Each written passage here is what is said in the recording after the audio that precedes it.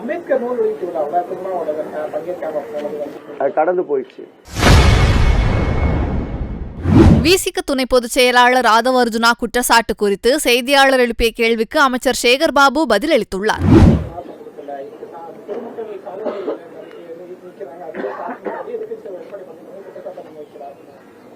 அவர் நின்று கொண்டிருக்கின்ற அரசியல் தளம் அப்படிப்பட்டது. அவர் குறைகளை சொல்லிக் கொண்டு தான் இருக்க வேண்டும். அவர் சொல்லுகின்ற குறைகள் உண்மை இருப்பின் மாண்புமிகு முதலமைச்சர் அவர்கள் யாரிடம் வருகிறது என்ற பேச்சு முக்கியமல்ல. பாதிப்பு இருந்தால் உண்மையாக எங்கெல்லாம் அபய குரல் கேட்கிறதோ அங்கெல்லாம் ஆதரவு கரம் நீட்டுகின்றவர் எங்களுடைய மாண்புமிகு தமிழக முதல்வர் அவர்கள். பாதிப்புக்கேற்றார் போல் நிச்சயம் மாண்புமிகு தமிழக முதல்வர் அவர்கள் ஒன்றிய அரசு வஞ்சித்தாலும் நிவாரண நிதியை வழங்குவதில் தடை ஏதும் இருக்காது. சூழ்நிலைக்கு ஏற்றார் போல் மாண்புமிகு தமிழக முதல்வர் அவர்கள் பாதிப்புக்கு ஏற்றார் போல் முடிவெடுப்பார். நிச்சயம் எல்லோருக்கும் எல்லாம் என்ற அரசு தான் இந்த அரசு. அம்பேத்கர் நூல் வெளியிட்டு விழாவில் திருமாவளவன் பங்கேற்காம போனது திமுக அழுத்தம் தான் காரணம் சொல்லி அது கடந்து போயிடுச்சு.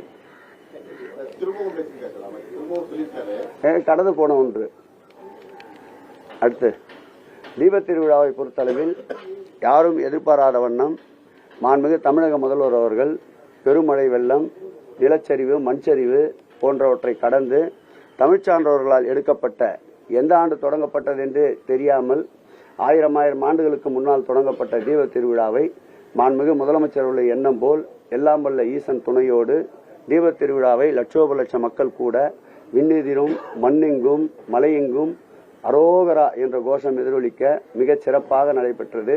இந்த ஆட்சியில் எடுக்கின்ற நடவடிக்கைகள், எடுக்கின்ற முன்னெடுப்புகள் அனைத்திற்கும் இறைவனும் இயற்கையும் துணை புரியும் என்பது, மாண்புமிகு முதலமைச்சர் அவர்களுக்கு துணையாக இருக்கும் என்பது தீபத் திருவிழாவே ஒரு சாட்சியாக இருக்கின்றது. நன்றி.